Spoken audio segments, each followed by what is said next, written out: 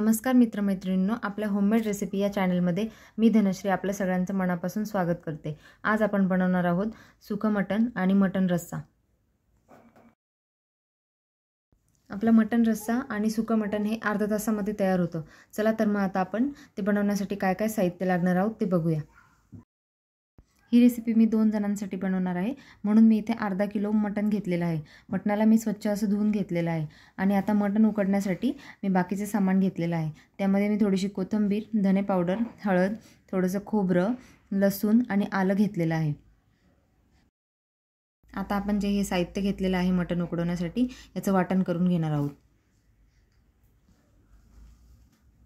आता तुम्ही बघू शकता याचं वाटण तयार झालेलं आहे। आता मटण उकडवण्यासाठी मी इथे कुकरमध्ये 2 चमचे तेल घालून घेतलेलं आहे आणि आपण जे वाटण करून घेतलंय ते आपण त्या तेलामध्ये परतवून घेणार आहोत। ते परतवून झाल्यानंतर लगेच आपण त्यामध्ये मटण टाकून घेणार आहोत। मटणालाही आपण छानपैकी परतून घेणार आहोत।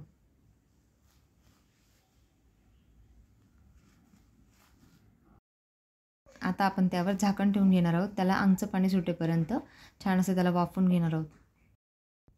3 ते 4 मिनिटांनंतर आपण झाकण काढून बघणार आहोत। मटणाला छान असं अंगचं पाणी सुटलेलं आहे आणि आता मटण लवकर शिजण्यासाठी आपण त्यामध्ये थोडंसं गरम पाणी घालणार आहोत, जेणेकरून आपलं मटण लवकर शिजतं। त्यासाठी मी इथे एका पातेल्यामध्ये गरम पाणी करून घेतलेलं आहे। ते आता आपण मटणामध्ये घालून घेणार आहोत। आता आपण मटणाला चवीनुसार मीठ टाकून घेणार आहोत आणि त्यानंतर त्याचे कुकर बंद करून छान अशा 6 शिट्ट्या करून घेणार आहोत, जेणेकरून आपलं मटण व्यवस्थित शिजेल। 6 शिट्ट्या झालेल्या आहेत। आता आपण कुकरचं झाकण उघडून बघूया आणि तुम्ही बघू शकता मटण हे छानपैकी शिजलेलं आहे। मी तुम्हाला त्याचा थोडासा असा पीस तोडून दाखवते आणि हे मटण सहजपणे तुटतं, याचा अर्थ आपलं मटण चांगलं शिजलेलं आहे।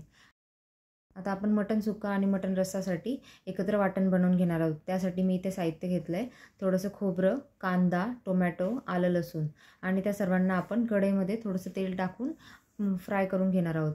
सर्वात आधी मी इथे खोबरं टाकून थोडंसं लालसर होईपर्यंत असं त्याला परतवून घेणार आहे।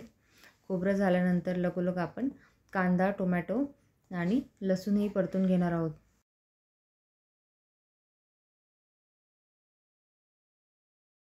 आता आपला कांदा, टोमॅटो आणि लसूण छान असा परतून झालेला आहे। याला आपण काढून घेऊया।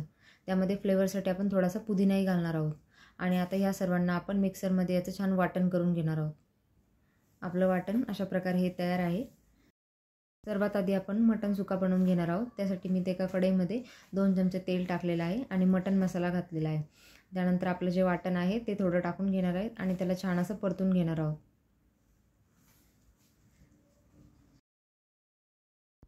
आपला मसाला छानपैकी परतून झालेला आहे आणि त्याला ऑइलही रिलीज झालेला आहे। आता आपण त्यामध्ये थोडासा कांदा लसूण मसाला घालून घेणार आहोत। हा कांदा लसूण मसाला मी घरगुती बनवलेला वापरत आहे। त्यानंतर 2 चम्मच मी धने पावडर घालून घेणार आहोत, 1 चम्मच लाल तिखट घालणार आहोत, थोडीशी हळद आणि आता आपण या सर्वांना पण छान असं मिक्स करून परतून घेणार आहोत। आता आपला मसाला छानपैकी परतून झालेला आहे। यामध्ये आता आपण थोडासा मटणाचा येलो स्टॉक घालून घेणार आहोत आणि त्यालाही मसाल्यामध्ये मिक्स करून थोडं परतून घेणार आहोत।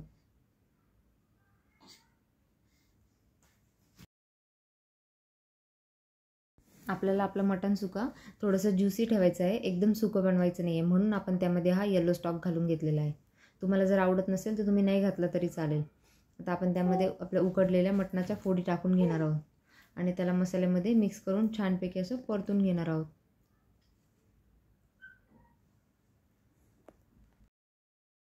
आता आपण याला 10 ते 12 मिनिटं छानपैकी कमी गॅसवर फ्राय करून घेणार आहोत। यामध्ये आता आपण चवीनुसार मीठ घालून घेणार आहोत।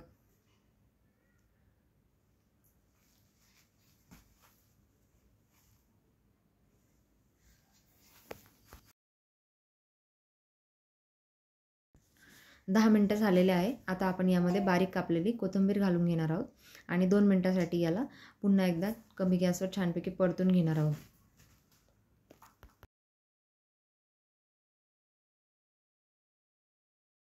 तुम्ही बघू शकता अशा प्रकारे आपलं हे मटण सुक्का खाण्यासाठी तयार झालेलं आहे।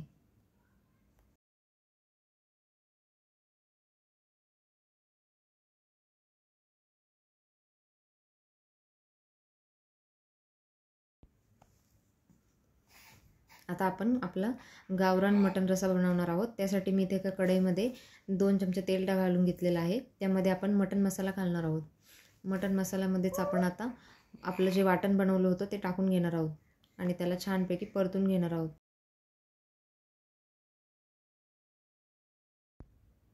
आपलं हे वाटण छानपैकी परतून झालेलं आहे.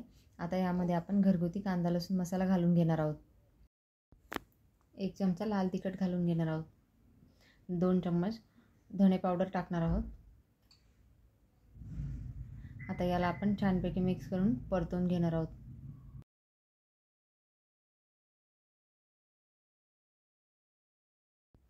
यामध्ये आता आपण मटणाचा येलो स्टॉक घालून घेणार आहोत आणि मिक्स करून त्याला परतून घेणार आहोत.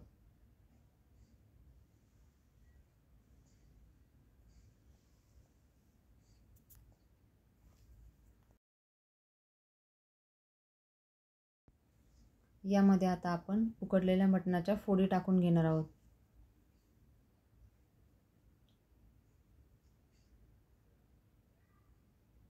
फोडींनाही छानपैकी मसाल्यामध्ये मिक्स करून त्यांना परतून घेणार आहोत.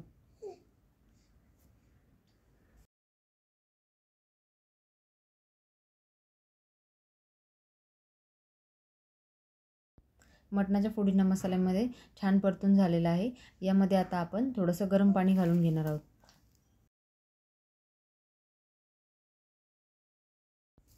गरम पाणी घातल्यानंतर आपण याला आता 5 ते 7 मिनिटांसाठी छानपैकी उकळून घेणार आहोत.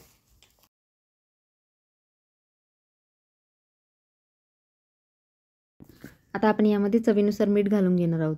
मीठ घातल्यानंतर याला छानपैकी उकळून घेणार आहोत.